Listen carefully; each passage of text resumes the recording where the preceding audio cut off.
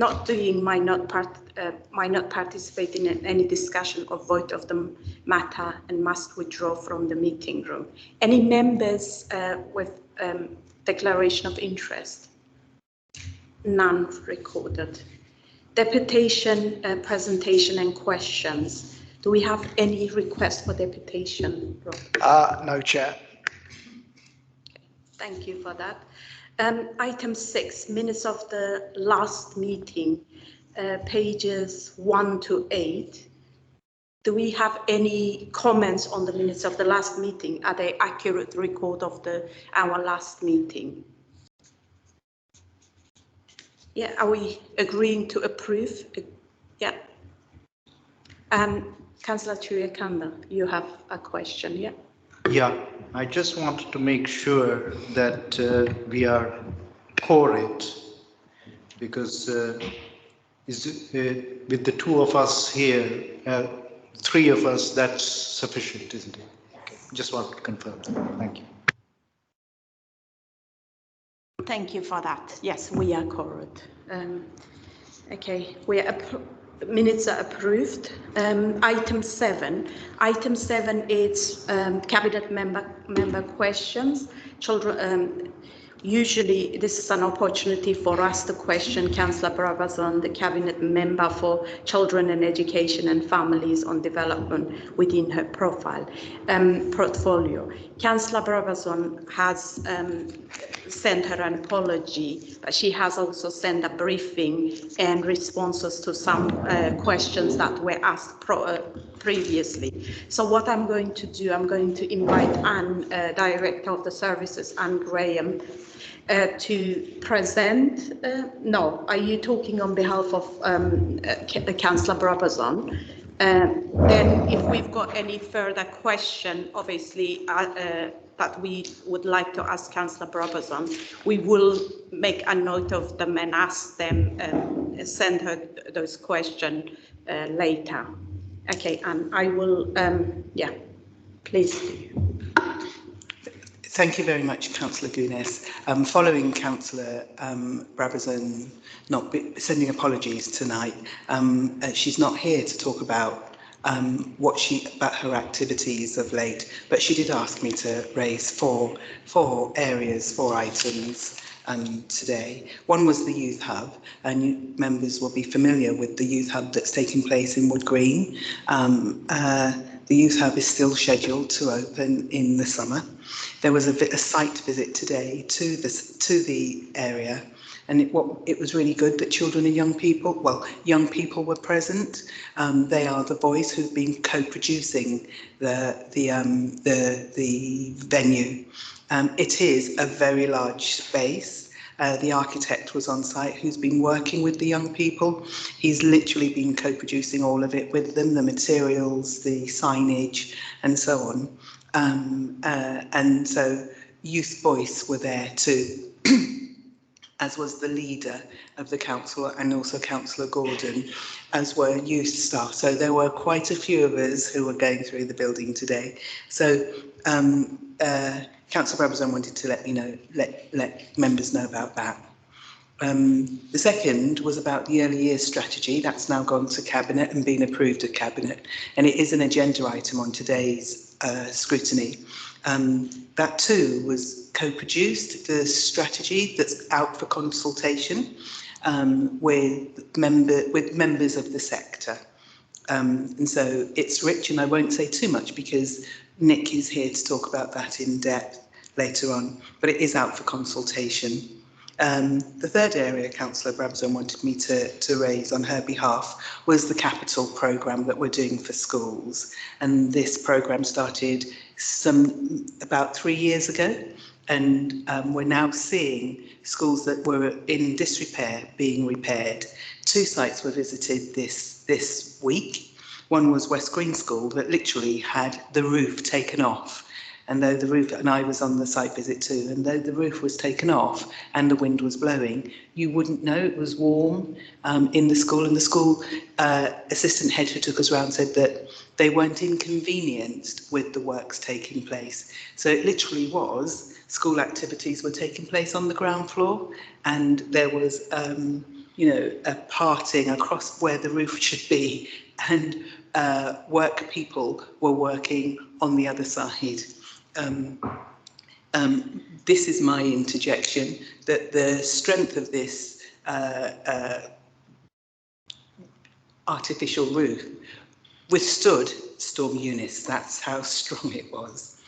The last item that Councillor Brabazon asked me to raise on her behalf was a meeting with parents of SEND. We will know from being in this room that at the last meeting, parents wanted to have a session on truth and reconciliation, and that took place with the leader about a week ago now. I'm sorry, a week, 10 days ago.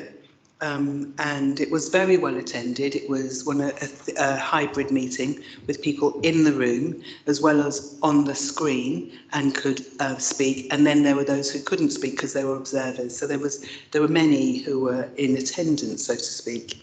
Parents were able to speak for short lengths of time. The idea being that in that way many more got to have their voice heard.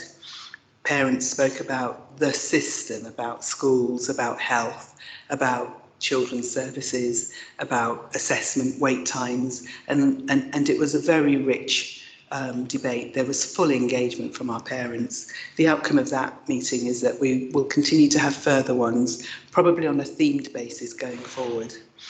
Chair, those are my points that I've raised on behalf of Councillor Brabazon. Thank you. Thank you for that, Anne.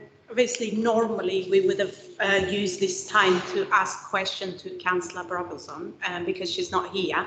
We are happy to basically any members who have questions that they would like answers for. We are happy to make note of them and send them, get that response from her later. So any members or anyone wants to ask a question or make a comment?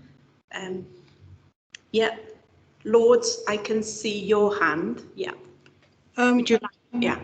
I asked 3 questions, and one was how much did the ISIS exercise cost, and whether I wanted to know what she thought about the outcome.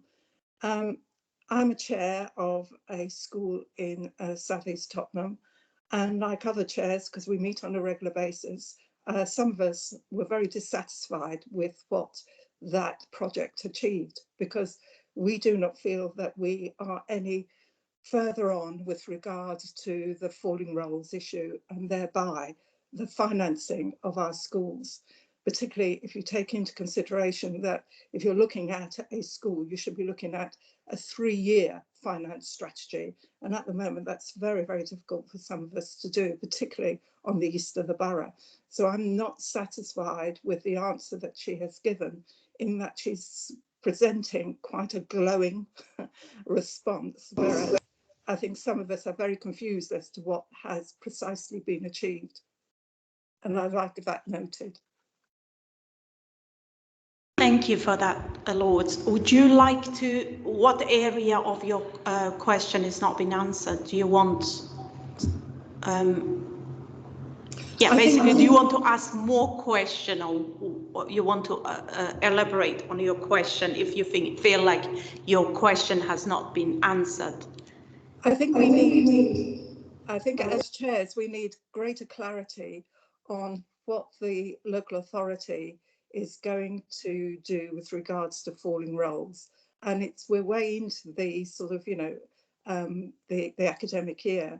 And some of us really sort of are struggling to think of what's going to happen in September. We thought that there'd be far more of a coming together, working together, etc. And I think this really is not happening in the way that we thought, would happen. So I think that's really basically my basic question is, what is the response of the local authority? How is the local authority going to deal with the issue of falling roles, and are schools going to be closed, etc.? We need all those answers. And I do not think the ISIS report actually deals with that. It gives 1 or 2, like it's developing a risk management tool, but I think that could have been done by the chairs, personally. I think the chairs in the borough could have done, because we meet on a regular basis, we could have done a better report. Sorry for being so negative, but I think that sort of, we need clarity about the way forward. Okay, thank you for that. And can I bring you in at this stage and see if there's, yeah, thank you. Chair, I'm mindful that this is the political section, I think. However, we can come back with another response. But I would say that the work that ISOS is doing is in phases, and this is phase one of their work. One of the things that they were asked to do is work to bring people together so that we can come to, so that we can, together come to decisions. So that part of the work hasn't yet completed. There's also another piece of work that's going on in parallel to this called the Master Plan, which is about making best use of our schools and estates. And so those both need to come together, and there'll be a further report to Cabinet later in this year. Thank you, Chair. Thank you for that. And yes, I mean, I should have made it clear that we're not expecting you to answer the political question. Absolutely not. It's if it's within your remit and, you know, further light you can shed, that would be great. Tammy, you had a question as well. Yeah, it was just perhaps to ask Zina for a short written update on the new school streets that have just I know it's really early days, but often those kind of really early weeks, there's lots of feedback from parents. And I know there's been quite a lot of confusion around school streets and low traffic neighbours. I think lots of people think that because we've put planters and things in this block that have gone out, and we're doing some slightly different things with this tranche of school streets. And I think lots of people are a bit confused that as to what a school street is. So it would be really good to get some feedback, I think, from the schools, maybe, you know, if the schools have spoken to children, if they've got any feedback from parents and local residents. It'd be kind of really helpful, I think, to understand how that programme of work is going, and what councillors can do more of, I think, to kind of support them and perhaps help with some of that misunderstanding. Great. Yes, we will come back on that question to you. I think it will be really good to, obviously, like you said, have a better understanding of what the school's positions are and how the council is working with schools to make, obviously, our schools more pedestrian friendly and, you know, a part of the livable neighbourhood. Okay, we'll come back with an answer because obviously this is a political question and it needs to be answered by Councillor Robertson, and we'll take that away and come back with an answer. Thank you for that. Yeah, James, you wanted to also ask a question. Yes. Yeah, it was just, this is actually to Anne, and it was just if she could say something more about that. I think you described it as a truth and reconciliation meeting between SEND parents and the leader and so on. And you said that it was very well attended. Could we have, I wondered if you could say something about the number of people who attended either in person or online. And also, what were the points that, the main points to emerge from what was said in the meeting, if that can be, if you're free to, if it's okay to share that. And what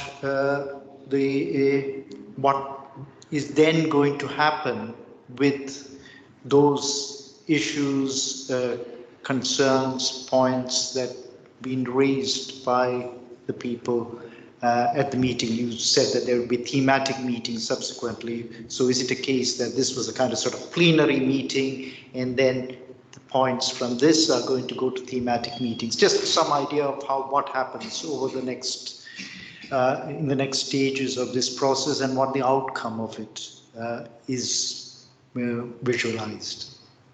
Thank you. Thank you, Councillor. So it's just to elaborate on what I've said already. In terms of the numbers, as I understand it, there was capacity for 30 in the room. I actually was in the room and I didn't count, but so there may have been more than that, but there was capacity for 30 in the room.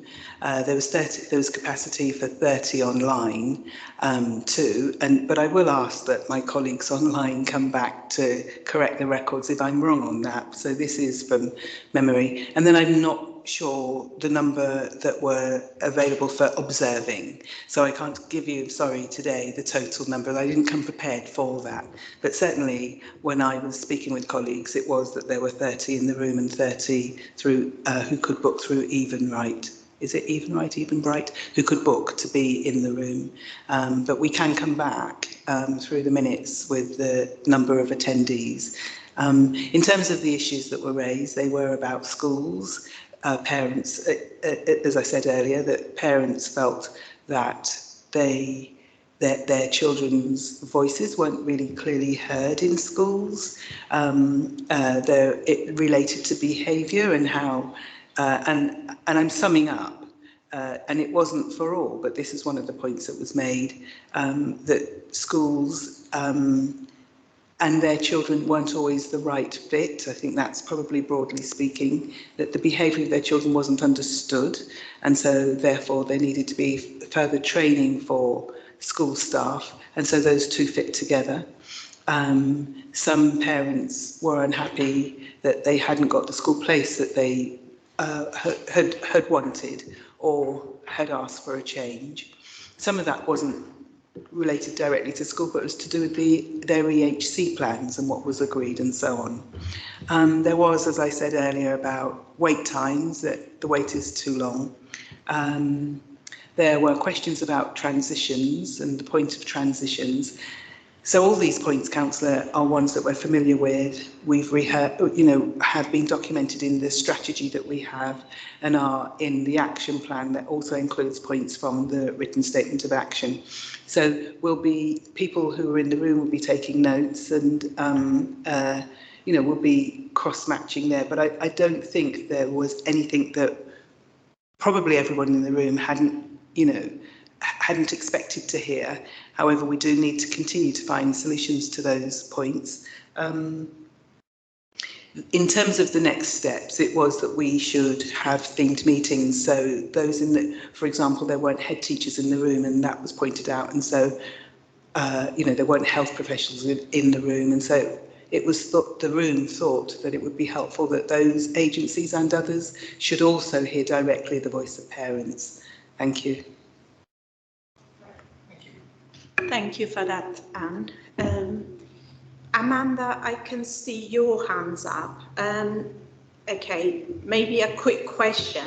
Can I just mention that, Amanda, I know you've been coming to this meeting a number of times. I'm not sure if obviously you're not petitioning this time. You're just joining as a resident. So this meeting is not a meeting in public. It's a meeting in public, so it's not a public meeting. I will allow you to come in, but our time is slightly restricted. Okay, thanks. Yes, you may come in. Thank you. I'm very sorry to say that. At the time we were in, as the interim steering group, were in a meeting with Amanda, sorry, can I just interrupt you? We are finding it difficult to hear you clearly. Sorry. Yeah. I'm very surprised to hear you say that, as the last thing that you had said to myself and two members of the interim steering group was that the PCF were now co-opted members. So that was the reason Rob Mack sent me the invitation. So I'm quite surprised to hear your comments and a little confused. I'm here to ask a question, and the question is going on from the Truth and Reconciliation and the summation that Anne has just given. My question is, will there be more Truth and Reconciliation events? Because there are quite a large number of SEND families, and having one or two events, even if you then include head teachers, health professionals, and anybody else, to hear the voices of so many families. How many more meetings is the council holding? Thank you.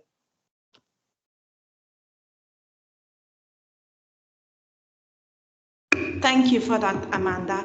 I basically, later on in the agenda, we've got the sending response to the report responding to the inspection is here. So we will be taking your comments and your view on the report. That's where we will bring you into talk to basically share your contribution, share your views with us. I will kind of, I mean, I don't know in this particular case, is it a political question or is it something you can answer, Anne, because we did agree that basically the certain question was supposed to be for Councillor Brabazon and she's not here, and we can take them away and obviously bring a response. My question is for Councillor. I'm not mistaken in what I'm saying. It wasn't addressed to Anne. It was going on from what Anne said, number one.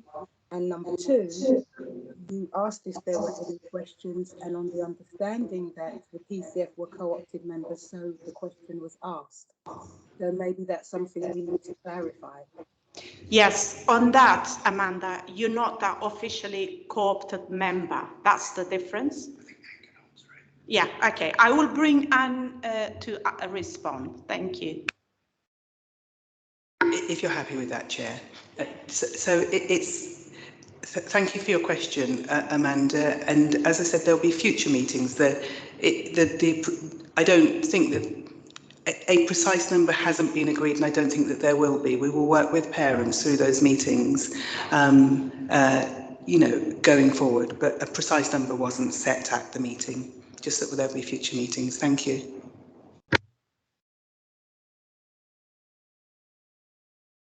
Thank you, Anne. Now, I don't see any further questions, so we will move to the next agenda item, which is the mental health and well-being of children and young people. This will be a verbal report presented to us, then also an opportunity to members to ask further questions and make recommendation as well. So who will be presenting the? Thank you, Chair. I just want to correct something that I said earlier, that Nick Hewlett would be here to present early years, and that's my error. He's not. He's here in capacity as AD today, and this item is going to be that Tim Miller is going to present this item. Thank you, Chair, and Rob, I'm sure you'll amend the minutes. Thank you.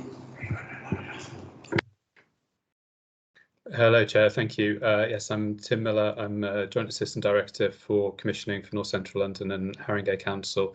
I'm very pleased to be here tonight and with colleagues from Commissioning and from Barnet Enfield Haringey Mental Health Trust. So it's a bit of a team effort to present to you and to take your questions and have a discussion.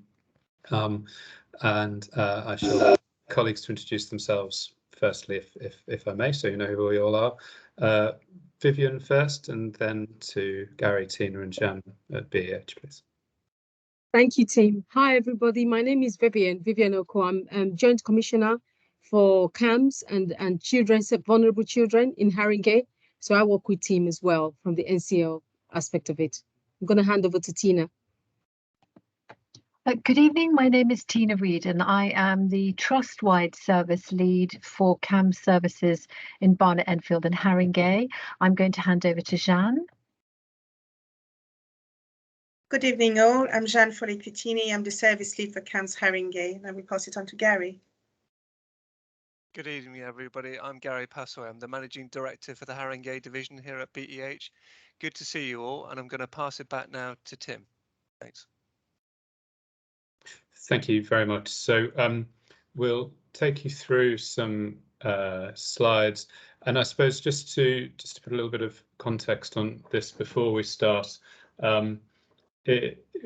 we are presenting probably from the perspective of NHS, council and voluntary sector services who work together on services dedicated to children and young people's mental health and well-being.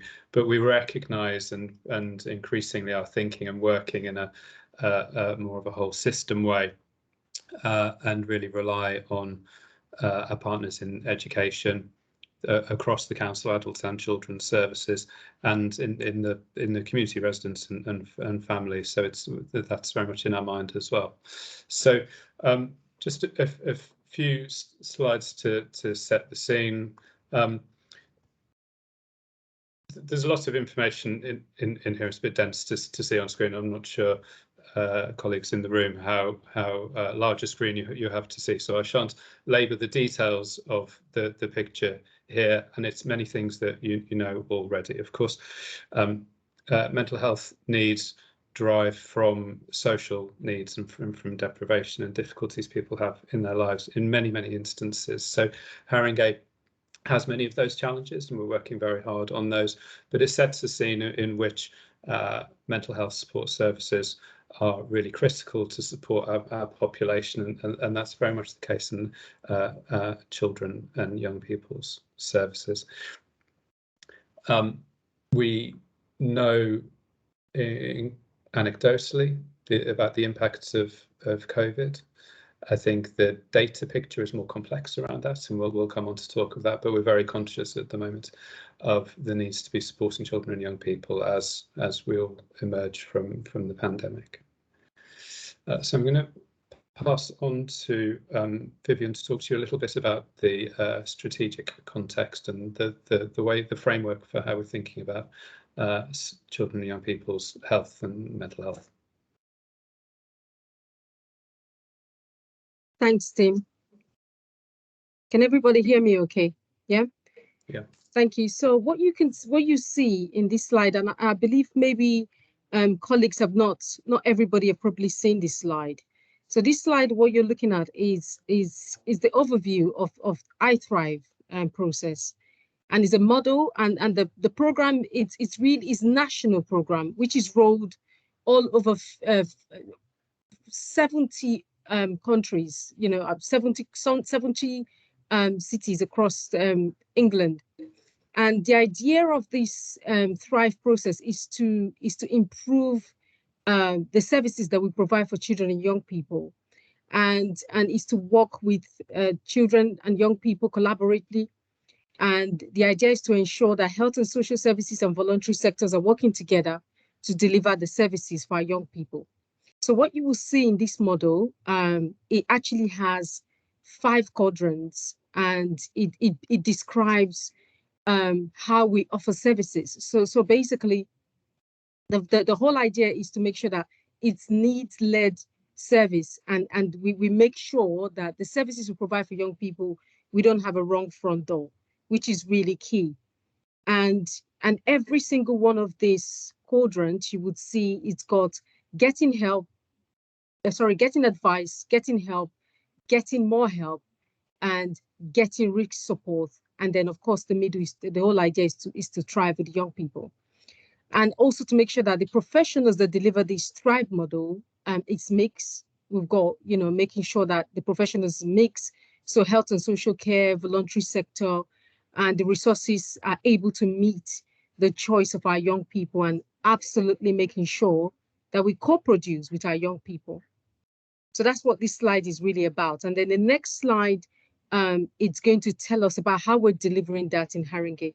Thanks, Tim. If you could just kindly go to the, thank you, Tim. So in Haringey, you would see that we've got the 5, so mainly the 4 quadrants. So you see here on the blue, you would notice that a lot of the services that we provide, we're always making sure that getting advice and co-producing with our young people in schools. You would see we've got mental health support, we've got Hope in Tottenham for counselling, we've got KUF, we've got Project Future, we've got Choices for Camz and Haringey, we've got Open Door, and we've got the Hotspurs Foundation as well. So getting advice and making sure that we are implementing all of those services and having champions in schools and co-producing with our young people. Then you would see also that getting help also is also in schools as well. So it's quite fluid, this model. And you will see some of the services that are provided there. You would see the Anchor project, you will see language and autism team, you would see the mental health support in schools, which my colleague Jan is going to talk about later on. All of the help in terms of mental health in schools, Open Door and Deep Black. There's a lot of services there. And in the community, we've got Tavistock that helps work with our primary care services and Whittington, BEH, Barnet, Enfield and Haringey, and Learning Disability Service, and also Mind. Then also in getting more help, you would also see that this is where it's a bit intense. Then obviously Camz would come in, the Tavistock will come in, the therapy services, which is the Branding Center, Royal Free Hospital. So for, of course, eating disorder as well. So these are the services. And then getting rich support. So this obviously cross over to the side where there's now a crisis, where our young people would obviously present perhaps in A&E, and a lot of the services we've had, quite a number of services, and I'm sure my colleague Tina is going to talk more about that in our next slide. We've got a 24/7 crisis line, A&E diversion, where we try to divert people from going to A&E, help keep people in the community close to their family, and managing that risk. And of course, the hospital provision, which is there as well, to support our young people. So that's my slide, and I'm going to hand over to, I believe it's going to be Jan that's going to be speaking more about that, then I'll come back as well. So I'll hand over to Jan. Thank you.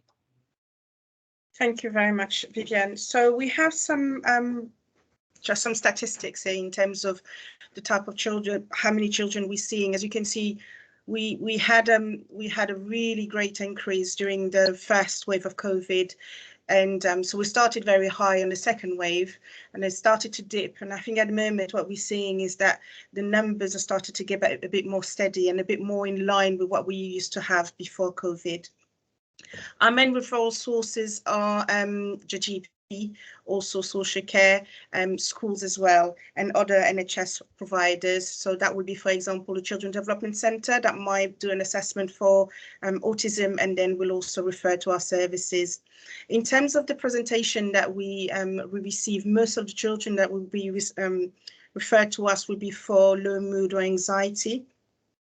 We do also have what we call others, because it's quite difficult sometimes at the first, when we first receive the referral, to actually define what the needs are. And then we will, as we progress with them, with the work with the young people, we then will be able to define a bit more what they need at that time. In terms of age and gender, you can see there's also a difference between male and female, depending on the age group, which is something that we kind of expect in terms of development. So boys are usually quite a bit boisterous, I will say, in schools, and some of their difficulties will be picked up quite early on, and girls will usually be presented more with difficulties during the teenage years, and that's actually reflected in the population in Haringey. Thank you, Tim. So the current challenges that we have in Camz Haringey, we have a significant pressure on the workforce, both in terms of recruitment and retention. This is a national issue. So Haringey is not different to the rest of the country, but we are finding it difficult sometimes to, with specific posts actually, to recruit. And that's something we're working on with other partners to see how we can create different solutions. So the NCL, CCG and providers are working to really help us to create new posts that will enable the workforce to be much more agile and creative in how we offer services to our young people and families in the borough. And there's also some opportunities to strengthen our partnership and interagency working based on the IFRI model that we're working on. So for example, we are working alongside alternative provision in Haringey to recruit a mental health practitioner. We've also been working with the Learning Disability in Social Care to support recruiting also a mental health practitioner, and we're doing the same thing with the Youth Offending Service as well. So all of that is to kind of implement the I4I model and making sure that we're working very closely with our partners in the community. Next one, Tim. Thank you. I think it's Tina that will take over from me. I think it is. Thank you very much, Shan. So clearly there's been quite a lot of developments in the area of child and adolescent mental health in Haringey and across the NCL, which stands for the North Central London area. So that's Barnet, Enfield, Haringey, Camden and Islington, working together as a whole system to improve outcomes for children and young people. So one of the prime areas for investment across the NCL has been an investment in crisis services. The crisis provision for children and young people in NCL needed close attention, and we've developed a number of key services. Not least, there is now a 24/7 crisis line that children and young people, parents and carers can phone at any point, 24 hours a day, 7 days a week, and receive immediate support. Connected to that, we also developed an out-of-hours nurse-led team who's available to see young children and young people in crisis up until midnight. And we also developed at the beginning of the pandemic and have continued to maintain what we call our diversion hubs. In other words, what we learned from children and young people was that going to hospital for an urgent response can at times be very distressing. And actually, we felt that we could meet the needs of many young people by being able to see them in our clinics in an urgent time frame. So young people can be seen within 4 hours within our urgent clinics. We've also, obviously in Haringey, we're planning to roll out an additional Trailblazer programme that will be rolled out in 2022 and will be moving out into the east of the borough. So it's really good news that we'll be expanding that offer. There's also, I know it came up earlier as well, discussions around implementing the SEND inspection and the recommendations. The waiting lists for assessments for autistic spectrum disorder or suspected ASD are long throughout the NCL. There are a number of approaches being taken. I think Vivian might say a little bit more about them in the next slide, but we're looking at solutions both including Haringey Camz supporting that assessment process, but also how we can support across the whole of Barnet, Enfield and Haringey, and also then looking at a wider NCL offer. So I think we're very excited on the issues involved in young people having to wait a long time for these assessments. A lot of work going on there. Camz Haringey are at the forefront of rolling out a new online platform for ADHD referrals. I'm sure we'll be able to say a little bit more about that. This will also provide support and information in screening referrals and just helping smooth young people's journey through the Camz system. And also within BEH, there's a significant service redesign underway across all 3 of our divisions and also within Haringey Camz. So we're really looking to improve our services, to streamline our services, to remove unwarranted variation, but very importantly, maintaining local variation where it's necessary and needed and appropriate so that we can deliver the best care for children and young people. So quite a programme of transformation going on. I think I hand over now to Vivian. Is that right, Vivian? That's correct, Tina. Thank you. Thank you. So I believe this will be the last slide from us. And this slide is looking forward, really. So it's looking forward to all of the slides we've just been talking about, how we're going to deliver that. The good news, which is really exciting, is the fact that team, myself and other colleagues, we presented the Thrive model to the Statwell board, and they were really thrilled, which is really good for us. They were really thrilled, looking forward to us working together, local authority, voluntary sector, the commissioning, CCG, and co-producing, most especially with our young people. And obviously the real focus is going to be, the framework would be needs-led, as I said earlier, having a common framework to support our young people with emotional and mental health across the Haringey Council, working very closely with our education, and as I said earlier, the voluntary sector and NHS services, which is really important for us. And I think the co-production, which is what we've not included here, is really close to our hearts. And a lot of the work we've been doing in Haringey is co-producing with our young people, which is absolutely key for us. And what we didn't go into details about is about the the mental health in schools, which is the Trailblazer program, that has been extended. Well, we started with the East, and that's been extended across. It's going to be extended to the West. Jan and myself, we've been really proactive to speak to the heads in schools to look at how we can extend that and co-produce that young people and have champions in schools, which is really going to be exciting for our schools. And it's going to be partnership working between Barnet, Enfield and Haringey, Trust, as I said, voluntary sector and other sectors really.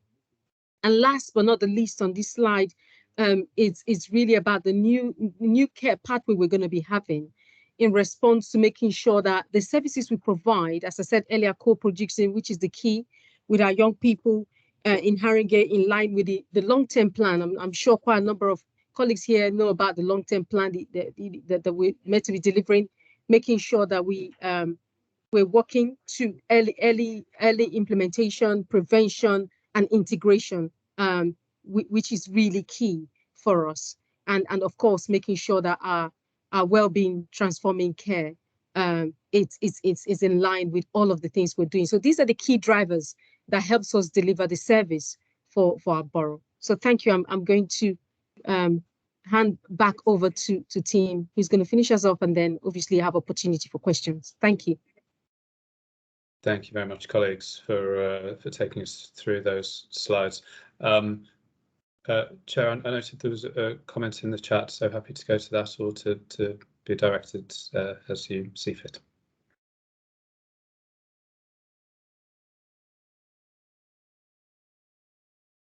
Sorry, Tim, were you talking to me? I think it was me, but I'm not sure. So it was to the chair. I think okay. It's coming off mute to see whether they wanted to take the question from chat first or in a different order. Sorry, can I just, is that the end of the presentation? It is. Yes. Okay, great. Okay, I thank you very much, Tim, to all of the team members who presented the report. And now we will have the opportunity to ask you some question. I've got a really quick sort of question, maybe stroke clarification really. It was on the last slide about that tribalize program that's going to be rolling out to schools in West.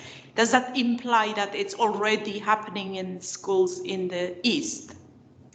Or that's correct. Yeah.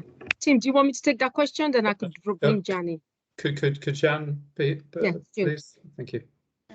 So just to give a bit of context, so we've been delivering Trailblazer services, or the mental health support team that you've seen earlier in the fourth slide. So we've been delivering that in the east of the borough, in 36 schools of the borough since 2019, and we've now been granted a bid for the next wave that will be starting in September 2022. Okay, great for clarification. James, you wanted to ask a question, then anyone else? Yeah, thank you for the presentation. And I just, and excuse me if I missed it, but I wondered about what particular measures and what's being done to deal with the impact of the pandemic, and how successful, how do you think that has been going? As I said, I might have missed it in one or two other slides because couldn't really see them from where I'm sitting. But yes, if you could say something more about what you think the impact of the pandemic has been on children, young people, and what difference it has made to the work that is being done by your team and in schools, and how you see that proceeding over the months and years to follow. Yeah, thank you. Thank you. Thank you for that, James. Yeah. Thank you, Jan. Tim, yeah, you wanna?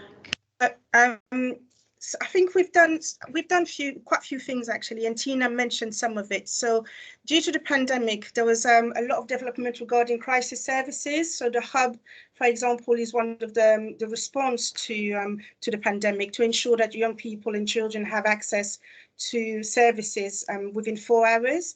In terms of supporting schools, we've also, during the first wave of pandemic, we've developed a line that was open to all schools, although we're serving only the east of the borough. That line was actually open to every school, parents and children, to ensure that they had support, especially when the schools were closed. We've very early on moved on to online services, carry on delivering services to young people and their family to ensure that there was no so much disruption, especially because the schools were already delivering education for online. So we also felt that we could do the same thing, and the engagements nearly stayed the same, which was really helpful. I think now that we're coming out of the pandemic, we have seen, as I've mentioned before, we have seen a great increase of referral throughout the pandemic. Things started to settle, but in terms of complexity, there's no doubt that, you know, those two lockdowns and the stress overall for the whole nation has made an impact not only on children but also their families. So we are adapting our services. So one of the things that we're doing, and we were doing that also during the pandemic, was that we were able to offer not only telephone consultation but also video consultation, which we are still using now because for some families it's still difficult to come on site. So we've developed an agility within our workforce and creativity that probably we didn't have as much before. But I think maybe Tina will be able to add some, few more things that we've been doing. Thank you, Jeanne. That's really kind. Yes, I think what Jeanne's describing are some of the innovations. The pandemic required services to innovate very quickly, find ways of being able to open their doors and provide a service to as many children as possible. Jeanne's also describing that there has been an increase nationwide, we know, in children and young people seeking support from Camz. And again, what we are needing to do, and I think Thrive is why Thrive is so important, is we need a partnership and a system approach to supporting children and young people. So it is very much moving forward about working with our partners, identifying children's needs and being able to support them as quickly as we can, and in a way that best works for them. And I would like to add as well, so we've been using a lot of digital resources. So COOF is one of those that we've mentioned, but we also now going to be using Silver Cloud, which is a provider that supports young people managing anxiety in particular. We've also started to use, not in Haringey, but in Barnet and Enfield, they're also using Elios, which is another system, digital system to support our young people. So as a mental health service, I feel like we have actually tried to respond to the best to the need of the young people, but we also still very much open to anything else, and that's why the co-production is so important to us. Thank you for that. I've got Lord, then Tammy. Lord, do you want to ask your question?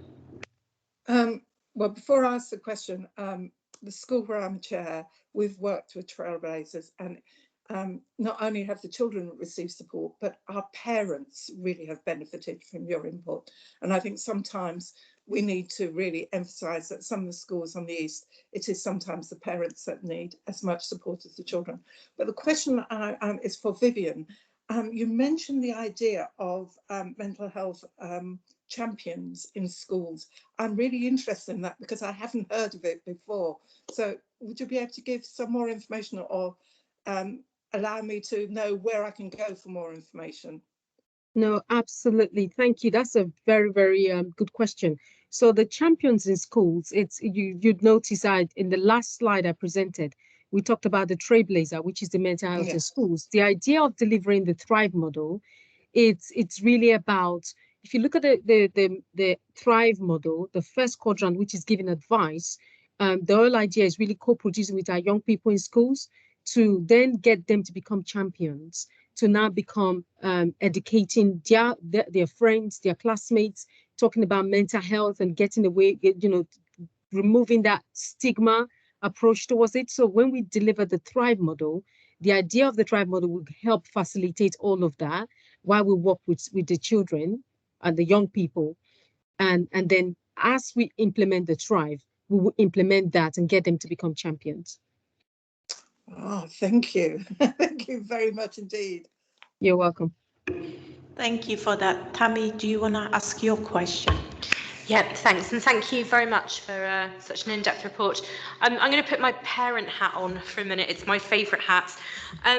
So, over the last 2 years, as we've all kind of talked about this evening, it's been an incredibly difficult time for parents.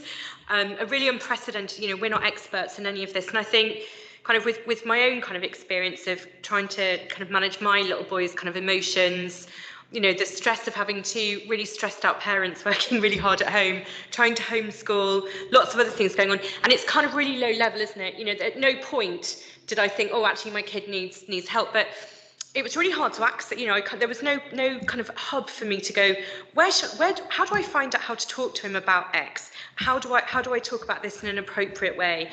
And it's really interesting. And actually lots of the conversations that I'm having with my kind of parent friends at the moment are about how to talk to our children about Ukraine. There are unprecedented kind of global situations that are going on that, schools are great, they watch news around, they try and have conversations, but actually none of us are experts in knowing how to talk appropriately to our children about these things, and certainly just in terms of understanding how it's affecting their mental health. I know my son came home and asked me some really difficult questions about Ukraine, actually, that I didn't quite know how to answer him and how to reassure him and how not to make him worry.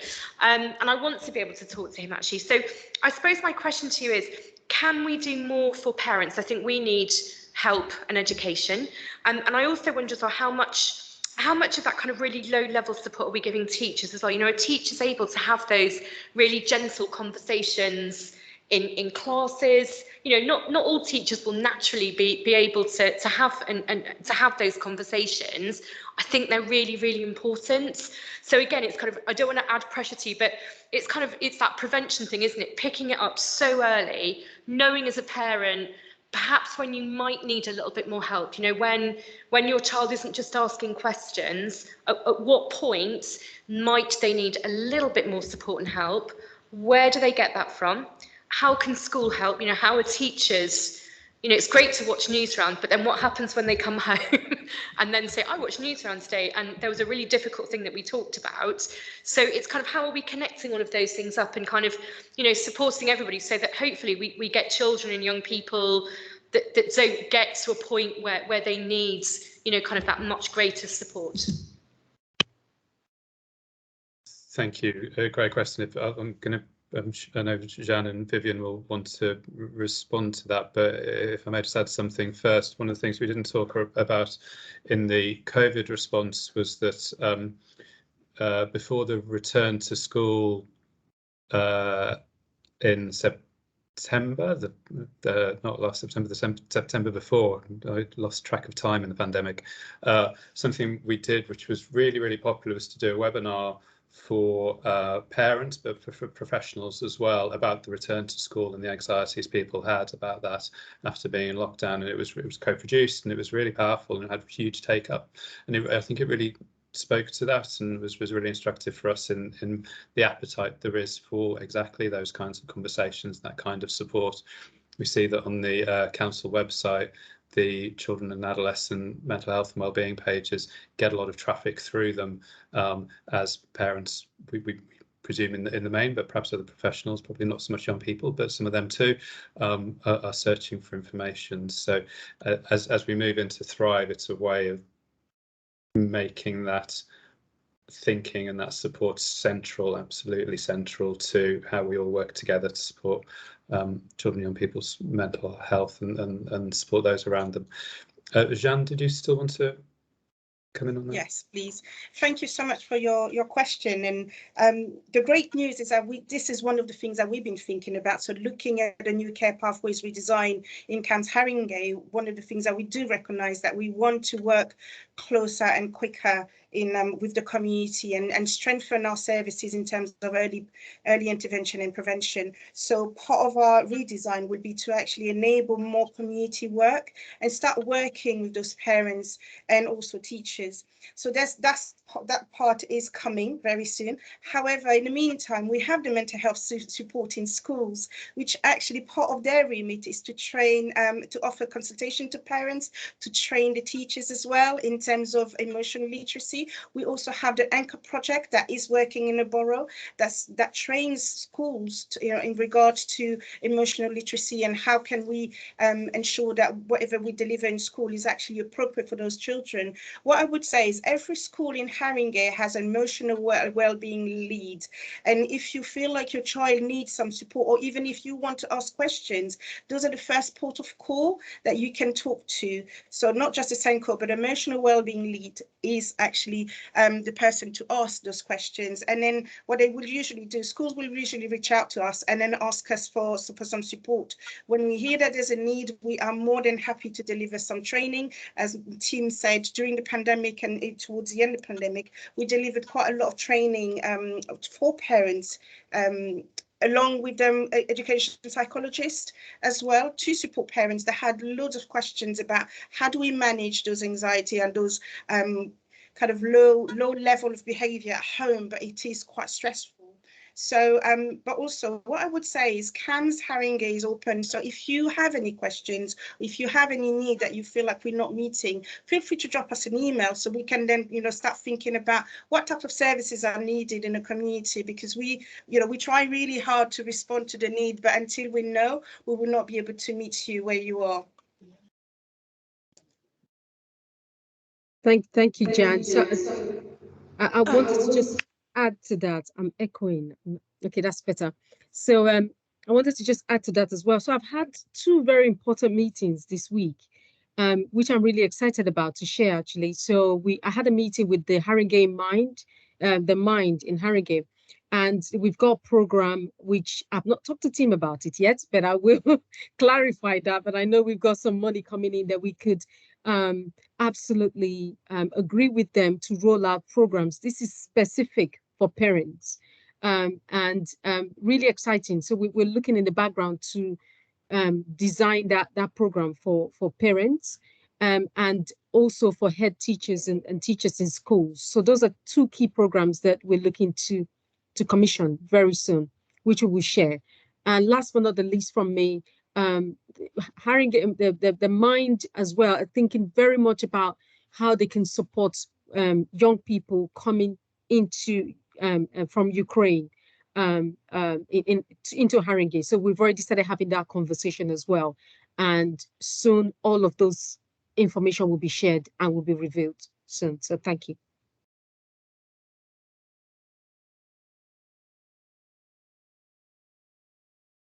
Thank you for that. Lords, I can see your hand again. Is that a legacy hand, or you want to quickly come back before we finish this part? No, just a piece of information, really. What we're finding, because we also have a contract with Hope, that some of the children that we are sending for counselling, what's coming back is that some of them are not in need of counselling, but the majority of our children do not speak English when they come into our nursery. By the age of 7, usually they're fluent, but they want to speak in English to someone about minor problems. Because at home they've got to use the family language, and they really would appreciate more opportunities. Now, at first, of course, teachers were thinking, the counsellor is the answer, but that's why I was really interested in your response about opening up facilities within the community, etc. Because I think that our children do not necessarily need, the counselling, like some of them, and some of them definitely do need counselling, but they need an opportunity to actually, before they go home, or to be able to find a place where they can speak about ordinary problems in school, about the playground, etc., but using English.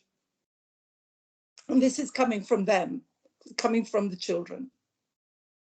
So Lloyd, I'm just going to come in very quickly just to touch on what you referred to in terms of the English being a barrier. A lot of the services that are Haringey would ensure that there's interpreting service in there.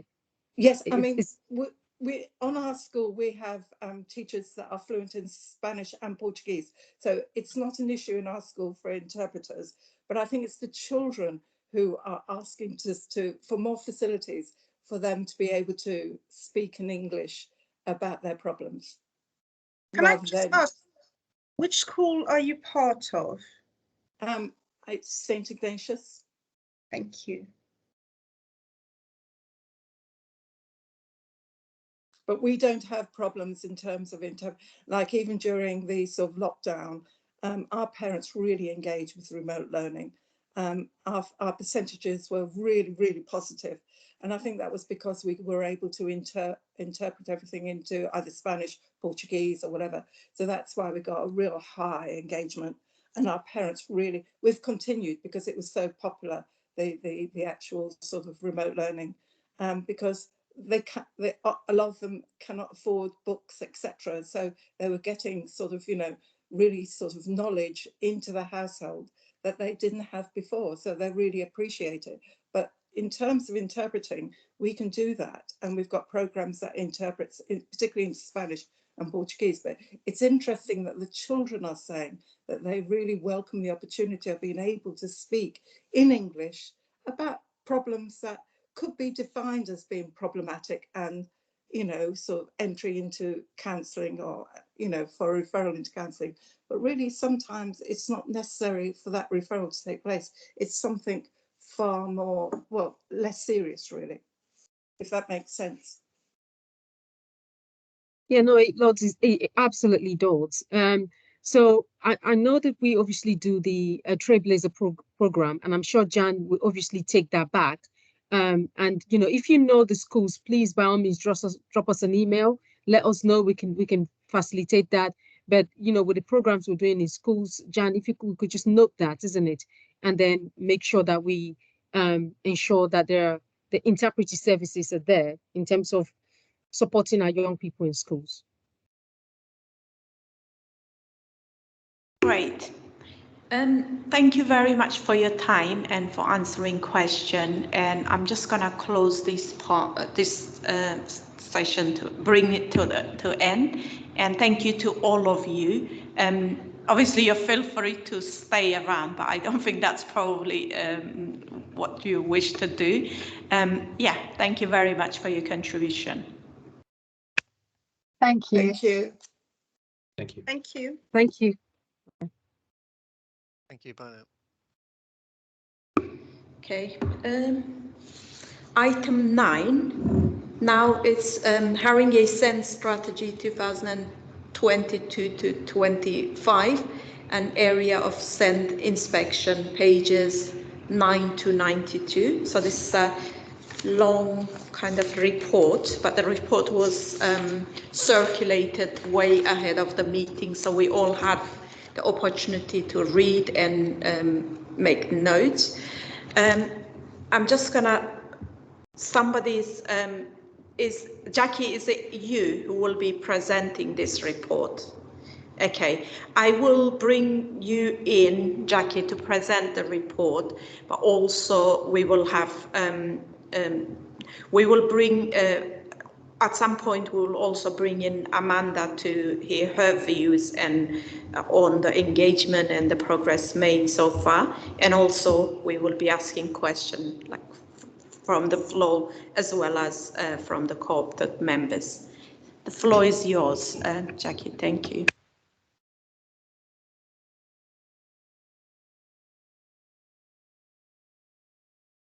Jackie, we can't hear you.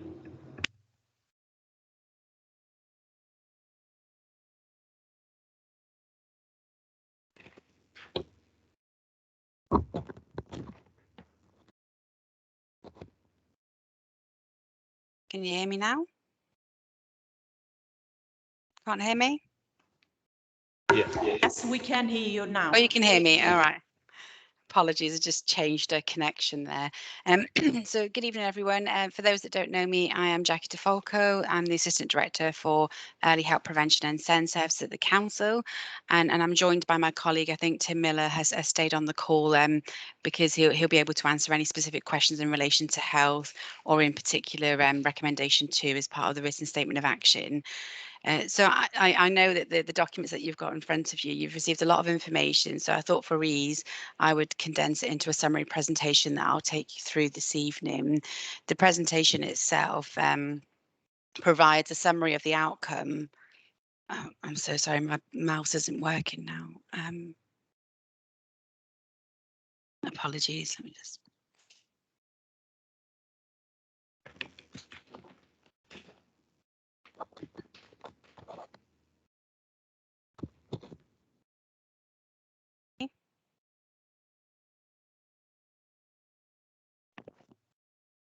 You can't hear me?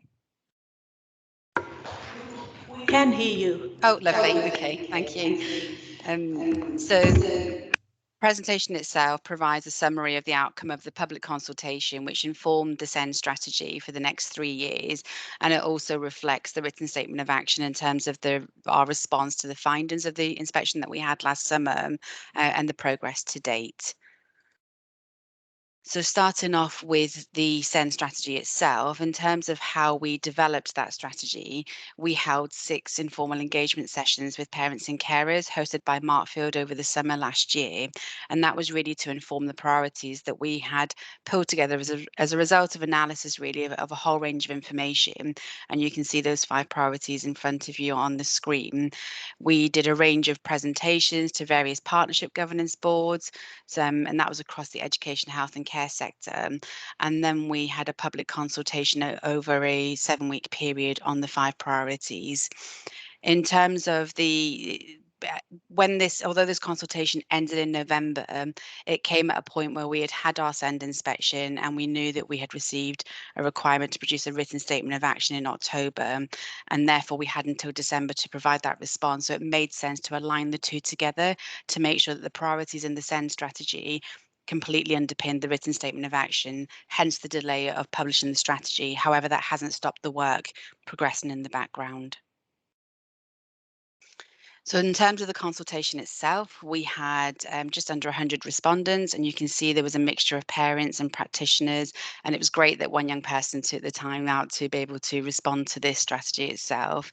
Over 80% of the respondents agreed with priority 1 as the most important. So that priority being that we will support children at the earliest opportunity to access the intervention they need to achieve and thrive. Almost all of the respondents agreed that we should adopt the strategy, with 45% of those respondents stating that we should adopt it, but with some changes and tweaks made. Much of the feedback that you'll see on the next slide confirmed that these were absolutely the right priorities, but there was some concerns regarding the ability of the partnership to be able to deliver against this strategy, and in particular a lot of dissatisfaction about the SEND service in particular in relation to timeliness of plans and compliance and quality. So whilst it was very much around what was people's feedback on the strategy, it absolutely reflected some of the dissatisfaction with the service as we expected to see. A key element was that whatever we delivered, we had to make sure that communication was at the heart of all the work that we did here with parents and carers in particular, and that we had the resources to deliver this strategy.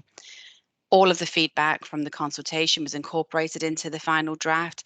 And in addition, we also used findings from the Amaze report, our own SEND self-evaluation, the inspection findings, and other feedback that we received throughout the year. In addition, this also aligned with particular focus that are within other strategies. So we have an all-age autism strategy, we have an early years strategy, and we shared the consultation, the draft strategy with our SEND executive who endorsed it.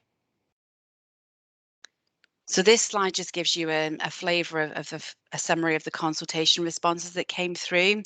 And you can see really it very much was around, do we have the resources to deliver this strategy? And in response, I can confirm that we have had increased resources of £1 million through our MTFP programme for additional resources, particularly within the SEND service and disabled children's team too. We've also had an uplift in the high needs block grants for the next year going forward. So that will help us to mitigate against the increase in overspent, but also be able to help us think about innovative and different ways of working. And our CCG have also invested some money in funding and resources in terms of reducing the autism wait times that my colleague Tim will speak about a bit later. There was a comment around the key performance indicators not being clear. And so what we've done is we've now reframed that and aligned them to be the same as the key performance indicators in the written statement of action, because this strategy underpins that written statement of action. So we wanted to make sure we had one clear framework to evidence success. As I said earlier, the concerns were a lot of the concerns shared in the feedback was really around operational, dissatisfaction with the SEND service, not just local authority services, but other parts of the SEND system.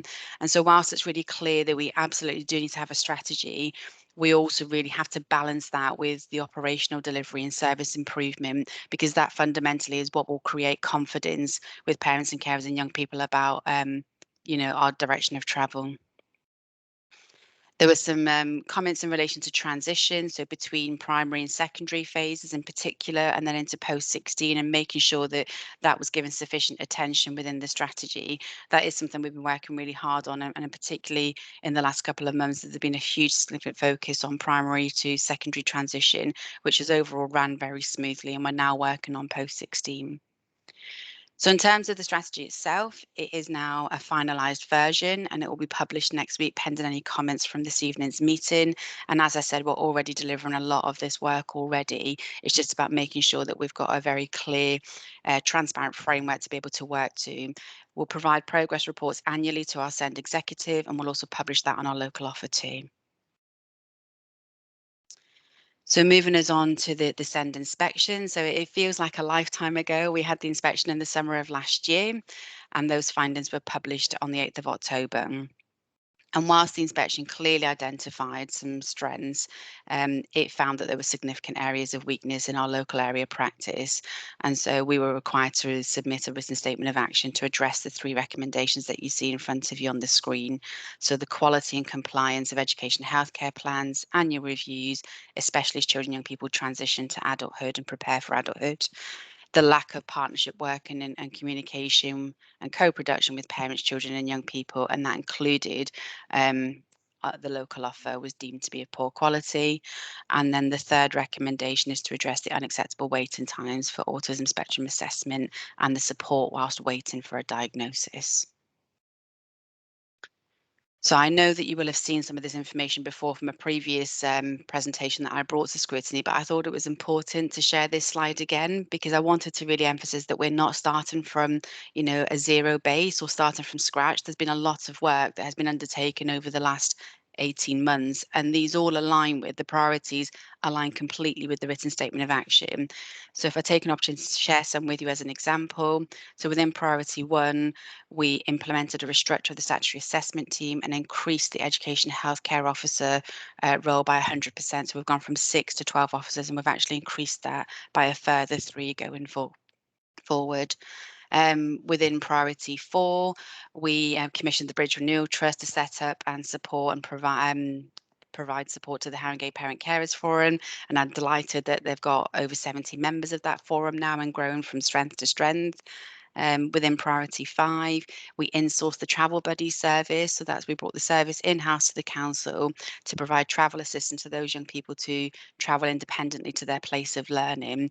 And that's enabled us to have tighter scrutiny and a flexible response to travel assistance needs. So in terms of how we developed the written statement of action, we very much took the same approach as we had with the SEND strategy.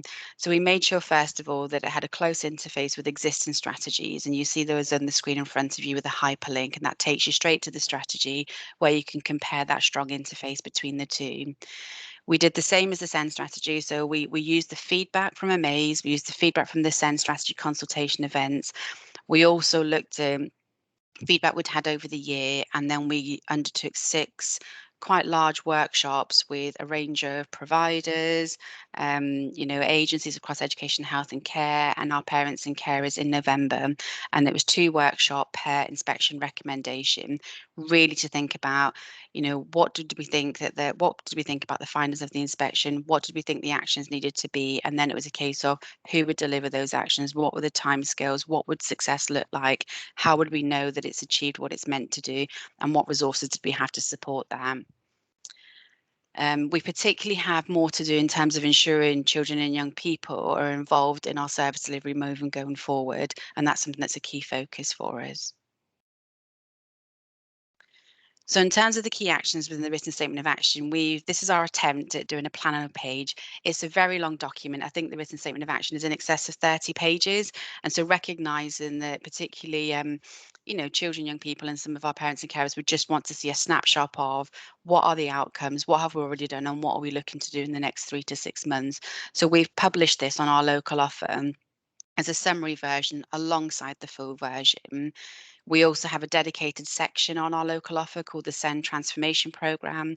And within that, we have some very clear information around and sharing key documentation, such as our Ofsted report, the written statement of action, any progress reports, any consultations that we have done, so any learning reviews. So the most recent one being the SEND Transport Learning Review. We also now publish the agendas from all of our SEND executive meetings and a summary of the discussion. And within that section, we will also publish any links to formal reports that go to public meetings. So, for instance, this evening's report will be published on there. So in terms of how we will know what success looked like, these are the main key performance indicators that we've pulled together in terms of measuring and really evidencing the impact of this written statement of action. And you can see on the screen that there's a mixture of hard and soft outcomes. So for example, 80% of education healthcare plans will be completed within timescales by December. Waiting times for autism assessment for 5 to 18-year-olds will reduce to a 40-week average. And then we also look at some softer outcomes. So looking at how we can ensure we've got robust, parent, carer, children, young people feedback, and that and that parents and carers and young people in particular feel that they are part of this delivery model and shaping this agenda and influencing the service change. We will do that through a range of mechanisms. So we have a quality assurance framework.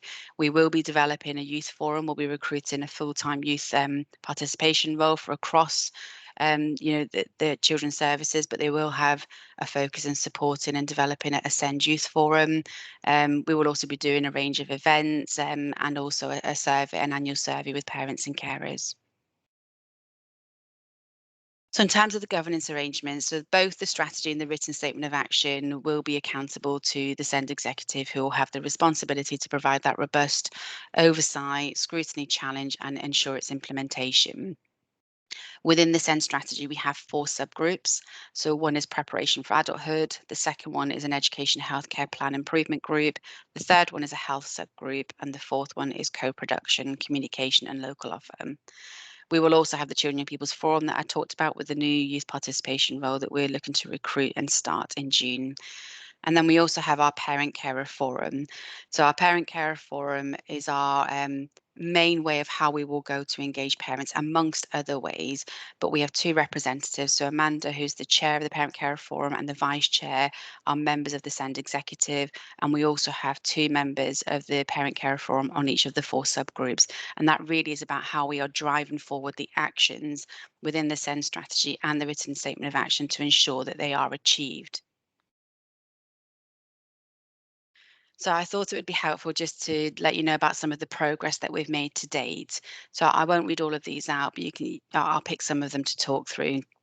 So in terms of the autism assessment pathway, there's been a whole series of workshops completed to inform what that pathway and what the plan and delivery will look like. And as I said, that the CCG have identified some short-term funding to really look at how we improve our communication and co-production in particular. So what parents and carers were telling us is, I know that, I will receive, an appointment to have a diagnosis and assessment, but what's the support offered to me in the meantime? Where can I access support within the local community? And where can I find out more information about what the autism diagnosis involves? All of the subgroups are now established, and we have 6 weekly meetings in place. A lot of those are met recently for the first time. We have co-production training. So all of the SEND service have completed co-production training. We're now rolling that out to other parts of the SEND system, so particularly social care and health colleagues. And I know that members of our Parent Carer Forum have also undertaken that training too. We have regular meetings, so we're making sure that we're in regular contact with the Parent Carer Forum. And so the head of service for SEND meets on a regular basis with the chair of the Parent Carer Forum and Bridge Renewal Trust as well, as do I in advance of each executive meeting, just to make sure that there is transparency, that we're developing trust and confidence, and that we're creating that platform to have that mutual engagement and shared ownership for the agenda. We've developed a multi-agency quality assurance framework. So that's across education, health and care, where we're looking at the quality of education and healthcare plans and making sure that those plans are fit for purpose. That's a process that's recently started. So we had our first quarterly report shared at the SEND executives last week, and we're using that learning to really inform service delivery moving forward and service improvements. We're working closely with Islington, who are our partners in practice, in terms of really learning from them about effective SEND system practice. So they're supported us with areas around performance, improving our local offer, and they're going to be doing some audits on education healthcare plans on the social care response within those plans in terms of the quality of that and how that informs the plan moving forward. We had a big workshop that took place on the 31st of January in relation to preparation for adulthood. That was very well attended. Over 80 people attended that workshop, a mixture of professionals and parents and carers. And all of that work has been pulled together to inform an action plan and a strategy that will be out to consultation in May or June of this year. We are starting to see an improvement in the completion of education healthcare plans within timescales. So to give you an example, throughout 2021, January to December, 34% of plans were completed within timescales. That was mainly as a result of significant staff churn within the summer, where we had a full organisational review and a lot of staff left the service, and we had to go through the process of recruiting new staff. At one point it was as high as 60%, but it dropped as a result of the summer impact. Now we've started to recruit staff, lots of new staff, they're going through their training. We are starting to see much more improved quality plans that are being written by the SEND service.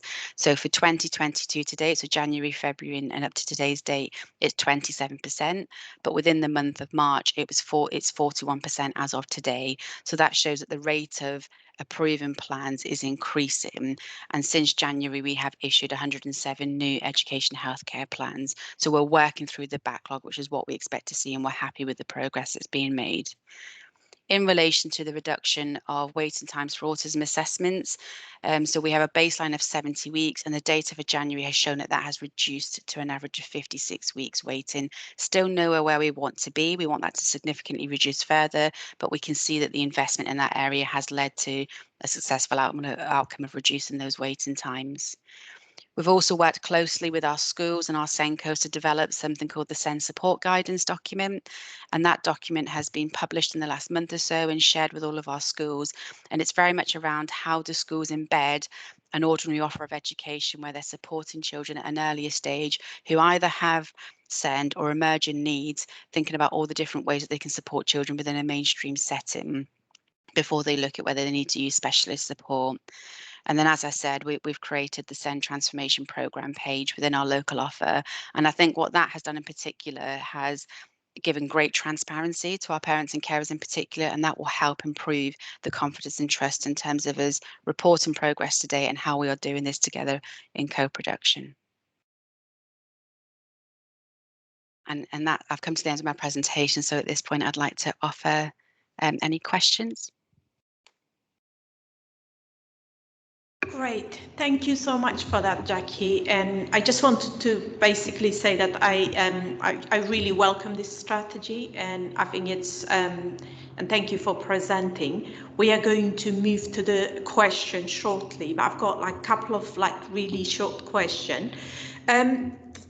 My first question is, you know, the SEND partnership that you mentioned that will be responsible for scrutinizing whether the strategy is effectively implemented. Do they have parent representatives in that group who are also part of the, do they sit in the same table as well? Yeah, so we have two parent care representatives on the SEND executive. The first one being Amanda Barnard, who's the chair of the Parent Carer Forum, and then the vice chair is also a member of the board, and they are equal members of the board. At each SEND executive, they also have a standing agenda item on the Parent Carer Forum too. Yeah, great. Thank you for that.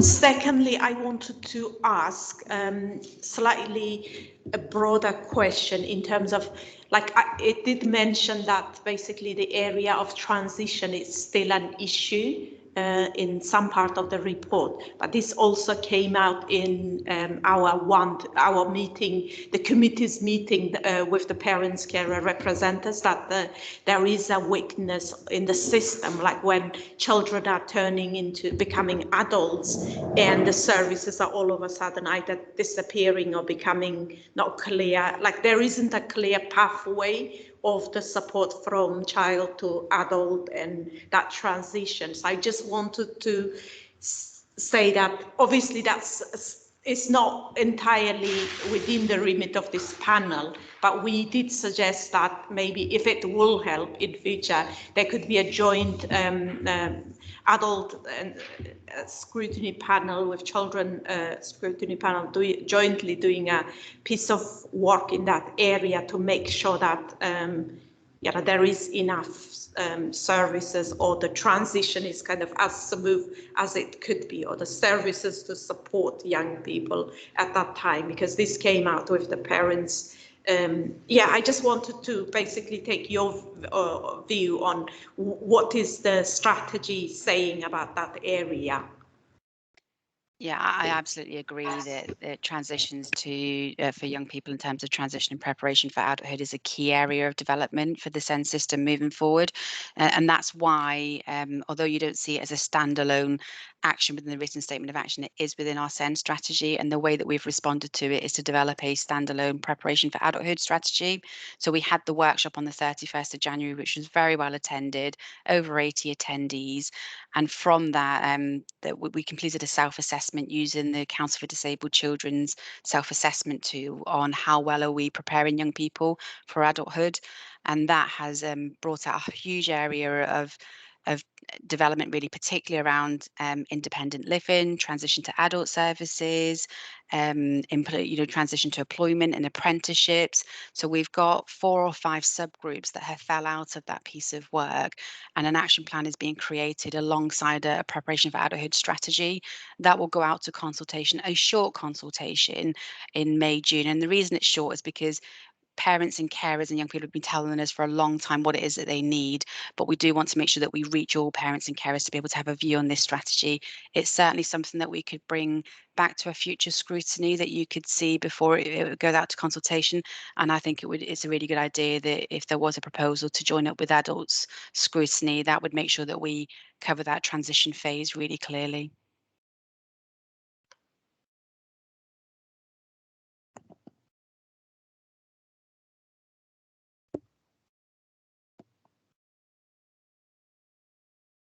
I don't know if anyone's speaking, but I can't hear anything at the moment. Apologies.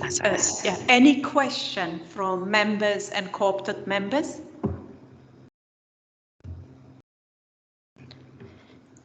Mike, I noticed that you put your hands up, but in the beginning I did mention that this meeting is a meeting in public, but it's not a public meeting. As a member of public, obviously, it's within our we might get you to ask your question, but I cannot promise you. I have to take the questions first. Is that okay? Okay.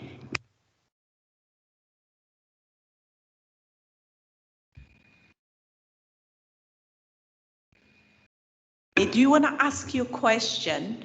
Then I want to quickly bring Amanda in so we can hear from her experience as a parent carer representative of the SEND strategy, and if there's any comments from her. Okay. Mike is actually a member of the interim steering group, so he is here representing the Parent Carer Forum. But clearly that's not very clear. And our understanding by what you said was our item would come up. Is this not our item to speak, or should we wait? Because it's really not clear whether you as the chair were aware that Rob Mack actually invited members of the Parent Carer Forum, the interim steering group and chair, to the meeting to obviously express what needs to be expressed. So I'm a little bit confused with how you've addressed my colleague. Could you please clarify?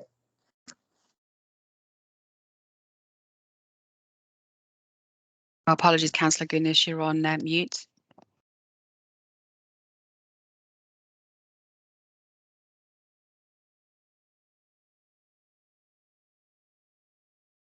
With me. Oh, we can hear you now. Okay, apology for that. Amanda, you have been invited here. You will be talking at some point because we invited you specifically to, on behalf of parents, carers, to hear your views on the progress that's been made and what your views and take on the SEND strategy is. Apology is if Mike is a member of parents, carers representative.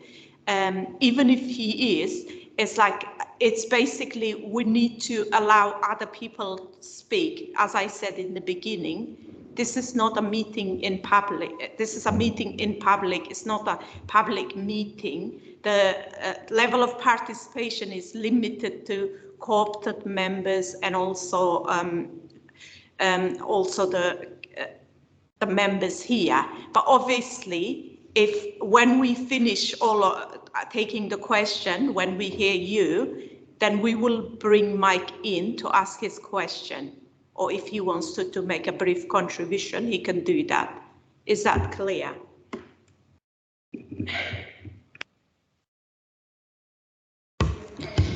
Yeah, thanks. And so it's an observation, actually, not a question. And it's my last meeting and the last meeting of this administration. And this issue has been a kind of constant, hasn't it, for my whole time here. And it feels like we're making some progress, Jackie. And actually seeing your report kind of gives me hope. I also hear Amanda and I hear her colleagues too. And I think it's really important that we don't lose momentum. I think it's really important as we go forward that we clearly need to find more ways to hear if we can have a co-opted position here, that's great. But actually, it feels like Amanda and her other kind of colleagues and other parents need us to hear them more. And so I think it's just really important that we keep that in mind as we kind of work through this strategy. We're so much further ahead now than we were when I first came, and my goodness, I've really challenged you all and been very critical, and it's really good to kind of see you listening to parents, to see you responding and to see really good things happening. I think let's not rest on our laurels. Let's continue to know that this is extraordinarily challenging. It's not going to get any easier, is it? We know that the challenges that we face in this area are, kind of ever ongoing. And I think let's create more opportunities to kind of hear parents and just kind of keep the good work going. So Jackie, thank you and your team very much for all the hard work that you're doing. Amanda and all of the other parents, I know you're all listening. Thank you all too for keeping us on our toes and for coming here. I know it's not always easy to give up your time to come to these things. So thank you for all that you do as well. And I think let's keep this kind of spirit of co-design going. Sounds like we're making some progress. So let's kind of keep it moving. Thank you for that, Tammy. Amanda, can I bring you in now so that we can have we can hear from you. So going on from what the presentation Jackie has given you, we have indeed been working co-productively on some issues. One of the main things which I think you were trying to address, but you didn't address it as we gave it to you in the pre-meet that you had with us, is that there is a clear need for 16 plus to be addressed, which is transitioning to adulthood. The other thing that is most pressing that needs to be addressed is the amount of youngsters that have fallen through the net, whether they're transitioning to adulthood or they'll soon be kind of at that age for transitioning. There's far too many who are at home. They're not placed. They don't have a placement because there isn't anything out there for them. And yes, we need to deal with early years. We need to cut down the waiting times of EHCs, etc. One of the biggest things and why we are here is to bring the voices of the families who never get a chance to speak, never get a chance to be heard. And the Truth and Reconciliation is part of that, which is why I asked the question, how many more will there be? Because there's a lot of grievances out there. There's a lot of distrust. And that's something that definitely needs to be addressed. In terms of timing, we have, as the PCF and other parents individually, have made it clear how difficult it is to be parent generally. When you're a parent of a child who is experiencing special educational needs and or disabilities, our time has to be carefully managed. So when we don't have sufficient time in order to get our childcare sorted out and to be present at meetings, whether they're in the daytime or the evening, evenings are particularly difficult for some because that's generally when they're putting children to bed, etc. It's family time. During the daytime, it's equally as difficult because people work.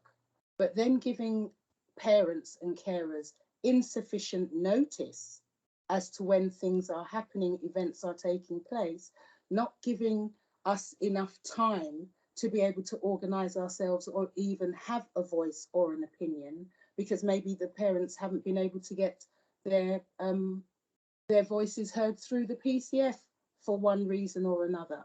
So we are not able to adequately reflect their views and reflect their points of view. This is a particular bane.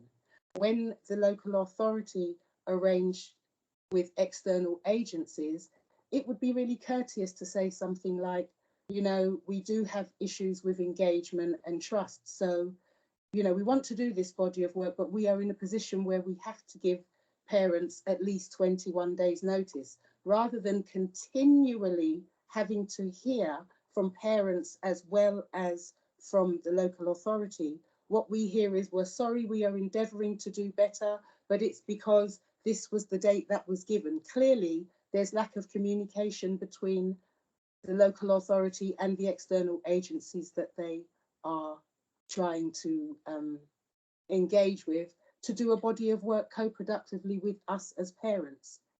Those are the kind of things that really I've been at it for 2 days, and I would like it publicly noted that I am not the chair, I am the interim chair.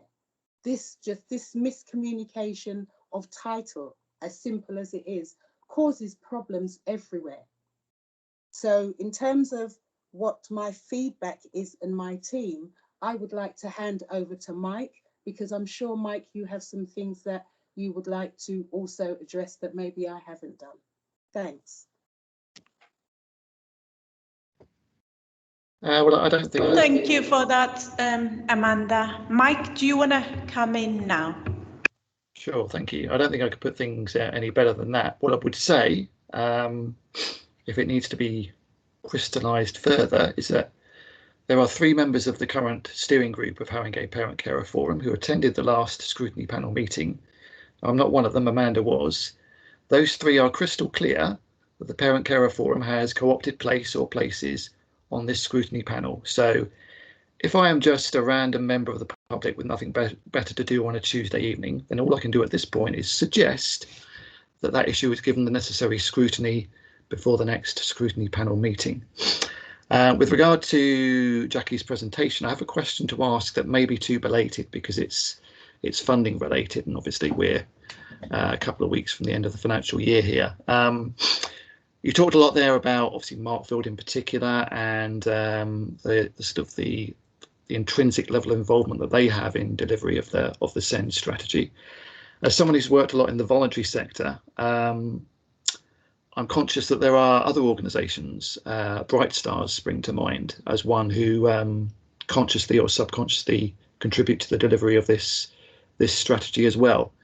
They are critically acclaimed, and I'm not on commission in saying that. They are critically acclaimed amongst much of the SEND parent carer community for the the cultural diversity of the work that they do, the sort of the life raft of therapeutic services that they provide, particularly for the 16 to 25 age group, which Amanda began her response by emphasising the importance of. So I'm just wondering whether there is any scope for them to be funded within the next financial year. They have been by Haringey in the fairly recent past, I understand.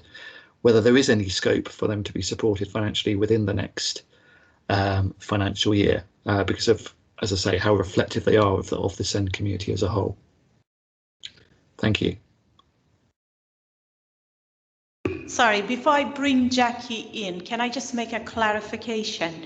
Amanda, yes, this committee made a recommendation that somebody from Parents Carers Forum should be actually co-opted to this committee, but it's basically for that's a process that we need to follow, and it can only happen in the new administration, basically in post-May, post-election. So we made the recommendation. So I'm pretty sure we will insist on our recommendation being accepted, but it's not an automatic kind of table that's already been given. It's a recommendation, and that recommendation will be taken forward.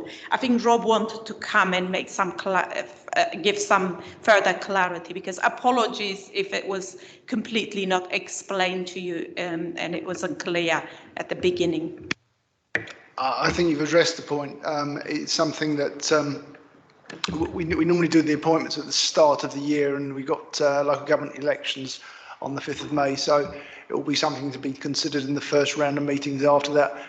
On a practical level, I think the question would be where we would seek to appoint that person. So there are various options, and we may need to take advice as to where would be the best place to go to find such a representative.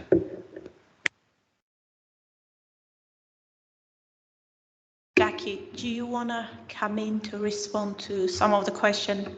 Yeah, Mike raised. Yeah, thank you. Yeah, thank you.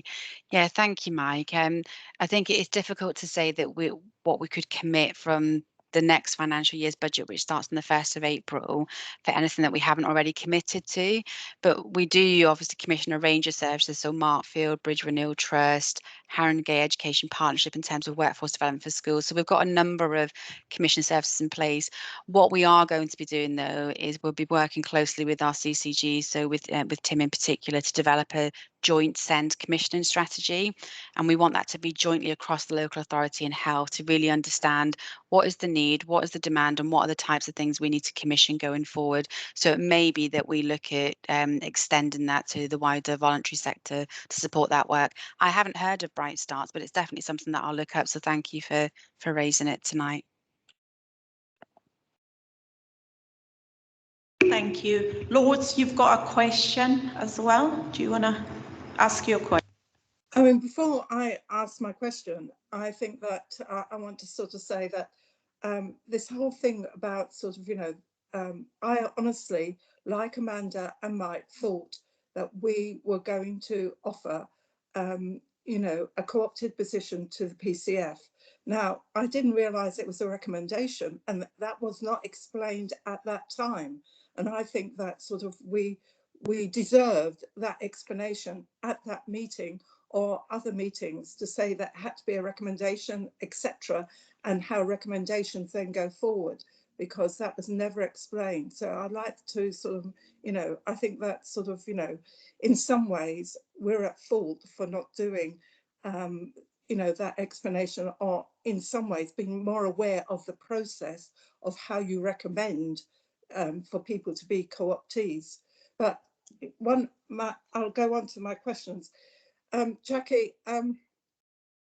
maybe it was the amount of pages that we were sent for this particular meeting, but I was not able to send that to the schools that I, have contact with, or to our parents, because the pages would not be read. I mean, I think that if we are sort of developing reports, I think we've got to think through who we're developing and writing them for. But if we're writing them with co-production in mind and with parents in mind, they need to be written in a very different way. And I think I've mentioned at Scrutiny before about Hammersmith and Fulham doing easy to read formats. And I think that sort of parents deserve, you know, to understand what is going on. I want to put things on our website, etc. But I couldn't sort of have the links that are currently like what I've had to read tonight, because I've got an MA, but I had difficulty actually reading all the pages. I've got disability, maybe that sort of, you know, impacted upon my understanding of the information and the way it was presented. But I think that we've got to think about how we present this information if co-production is going to be really important. The other question that I mean, like others, like Amanda and Mike, over the past few months, I've gone to numerous meetings and training sessions on SEND, particularly resulting from the inspection. But the one thing that hasn't come up necessarily, and it might on meetings that I haven't gone to, is how the EHCPs are actually financed in terms of, you know, what is the relationship between the actual assessment and then how the finance then is agreed. Because we often sort of at the school look at the EHCPs and look at how much money we as a school have received for those EHCPs, and there doesn't seem to be any understanding or consistency that we can use to actually say why one translates, you know, with, you know, 1,500 and another translates to 3,500, etc. Also, some of our children with EHCPs are based and live in Hackney. Now, Hackney often gives, you know, a very different amount of money. So I think that sort of, you know, we would really appreciate this to be looked into, because I think schools and parents would like to actually have some understanding about how, you know, the EHCP plan, how that links then into the money that is accredited to that plan. And this hasn't been discussed at any meetings that I've gone to, but it has come up at our finance and resource meeting, because we have got a number of EHCPs and there's a lack of understanding about why we're getting, you know, small amounts, you know, for some, and then for children who've got similar issues, we're getting more.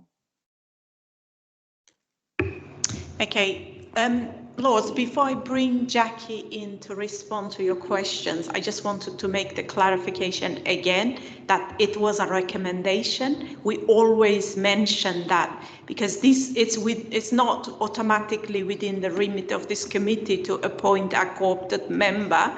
They can make recommendation, and that recommendation need to be followed through, and it will happen, but we always maintain that it was a recommendation as opposed to an automatic appointment, because we simply don't have those powers to do that. Also, Councillor Palmer wants to come in, and Rob as well, because I think we really need to clarify this. And if I can just, I mean, obviously I'm challenging when I need to be, but I'm also absolutely fair when I need to be as well. I have a very different recollection of that exact conversation, which was that we already are at capacity in terms of the co-opted members. We absolutely all recognised that going forward, we absolutely do need to have, you know, somebody representing SEND families, but we were absolutely clear that we were unable to magically make that happen, as much as I'm sure we'd all love to, and that there actually is, you know, a proper formal process that we must follow. That was my very clear understanding from the meeting that I attended. Thank you. Just to clarify, each scrutiny panel has the power to appoint up to 3 non-voting co-optees. So the panel does have the power. The reason it wasn't done at this particular time is because this is the last meeting of the year. So it was the sensible thing seemed to be to wait until the start of the new year, when we traditionally make all the appointments and decide upon it then. We have co-optees on the panel already, but those are slightly different. They are statutory voting co-optees. We have 2 church representatives and we have 2 parent governor representatives. So they're slightly different from the non-voting ones. Okay, Jackie, do you want to come in to, now? Thank you, Chair. Lourdes, I think in terms of the 2 questions, so one was around accessibility. I mean, I completely take on board your point. We challenge ourselves all the time to think about how we can condense documents and reports that are succinct and brief. But you see what you've got in front of you today, and it was challenging to decide what to leave out. But what we have done to support that is, as I said in the presentation, is we've developed a written statement of action plan on a page that just really is it's 1 page, and it highlights the desired outcomes, what we've achieved so far, and what we're intended to do over the next 2 to 3 months. And alongside that, we will be publishing a progress report on a regular basis that goes through to the SEND executive, reporting on the progress, and that will be a slimmed down version of 6 to 7 slides. Potentially, that's what we're looking to do. So I appreciate what you're saying completely, and we should never stop trying to address that challenge of making sure our documents are accessible. So I take on board your comments. I also, just because I've seen the comment in the chat, just want to reassure you that it is something we're looking to do with our education and healthcare plans and professional reports too. So really thinking about how they are more accessible going forward, and particularly making sure that they are routinely translated for parents where English is not their first language. In terms of your second question in relation to the relationship between the education healthcare plan assessment and finance, so we have 2 panels that happen on a weekly basis. The first panel on a Tuesday is where any requests for an education healthcare plan come to that panel, and a decision is made: do they meet criteria or don't they? And the vast majority meet criteria, because the threshold for agreeing an assessment is very low. It's there may be an identified need. And then on a Thursday, the decision-making panel is where we bring back education healthcare plans that then identify the need and therefore determine what the package of support should be. And the package of support is separated across a number of bands. Now, I'd need to get the details, which I can reflect in the minutes, but from memory, it's 3 or 4 bands that we have, A, B, C, D, and they all come with a set financial amount attached to that band, and within that band outlines the type of support that's available. So whether it's one-to-one classroom support, whether it's a group work setting, whether it's a particular therapy, those bands have been in place for some time. They're well known by schools in particular, and we also reflect the cost of the package within the education healthcare plan itself for parents. So we have for a long time just been describing the number of hours support, but we've now moved to the banding model, so it shows the type of support that child should receive. One of the things that we're doing across Pan London is we know that there are variances between local authorities in terms of we all have a similar banding arrangement, but we all pay slightly differently and slightly different packages of support. So we've committed to doing a piece of work with the schools through the High Needs Block subgroup that reports to the Schools Forum, where we're going to look at those bandings, compare them with other local authorities, and then review whether our bandings are fit for purpose. That's a piece of work that we're doing going forward. But I am assured that that is well communicated to schools, but if it's something that isn't, we can definitely address that. Thank you so much for that, Jackie. I think it'd be really good if that information was given to governors as well. I think it'd be really good because it's the first time I'm hearing this, and it does make sense now. It does. Thank you very much. Absolutely, thank you. We can arrange for the banding document to be shared with governors, so I can do that. Great. So there's no further question. I just wanted to bring this item to close. Thank you so much, Jackie and the team, for a wonderful strategy, and we look forward to possibly scrutinize more in future. And it's a very good start. And I just want to thank all the officers involved, thank them all for their contribution. Now we move to item 10, work program updates. Well, there's not a great deal to say on this because it's the last meeting of the year, except that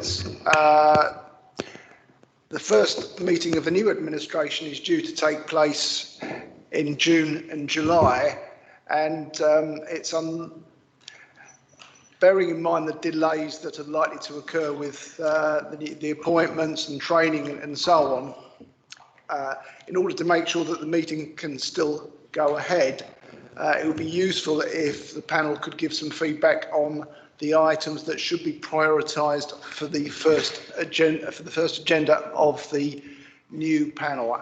There are a few items that we didn't get to within the work plan. So I was thinking it would be useful if you could perhaps identify one, maybe two of those to bring forward to the first meeting after the election.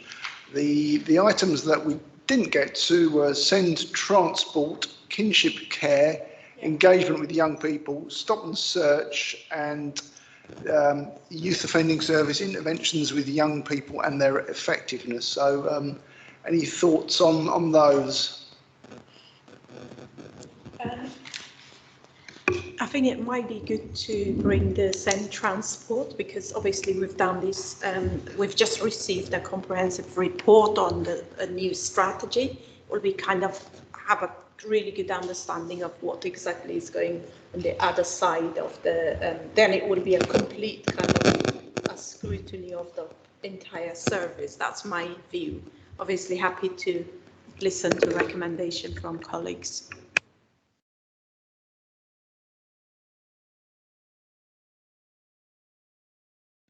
Anything else?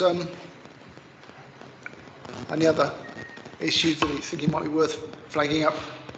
So I think something maybe to just bear in mind, obviously given the global situation, is something around refugees and the settling of and the support for refugees. And again, perhaps some crossover there with corporate parenting, just in terms of, you know, perhaps unaccompanied children or kinship. I think, you know, just something maybe to, you know, it's awful to have to think about it actually, but that is the reality. So actually just how Haringey is supporting, the impact it's having, funding, I think things like that.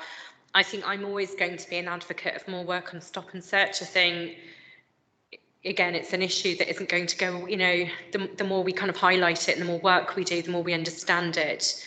I think that's really important as well. And I absolutely agree. I think, you know, as I've said to Jackie, I think keep up the scrutiny on SEND as well. You know, kind of let's show SEND parents that we are taking this seriously, that we are listening, that we are acting, you know, on their concerns, and that we're doing something about it. So I think those would be my recommendations. Thank you for that. Yes, and you wanted to.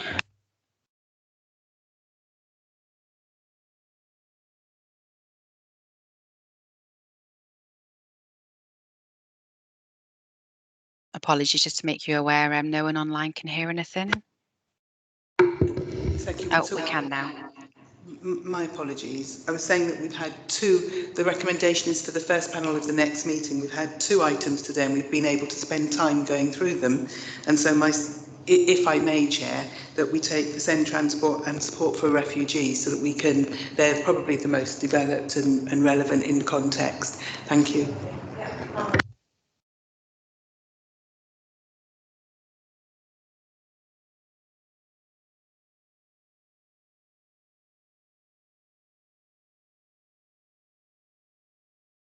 Apologies. I'm mindful that this is our last meeting, and before obviously I kind of okay, so we've dealt with all the agenda items, and I just want to take this opportunity to say that and first of all to your team and to yourself and to your team for all the contribution to this committee, to our work, and it's been invaluable, and thank you so much to every one of you. I also want to take the opportunity to thank my committee colleagues for their valuable contribution, and also the co-opted members who just tirelessly worked on some really critical issues, but we've managed to get through quite a lot of good work.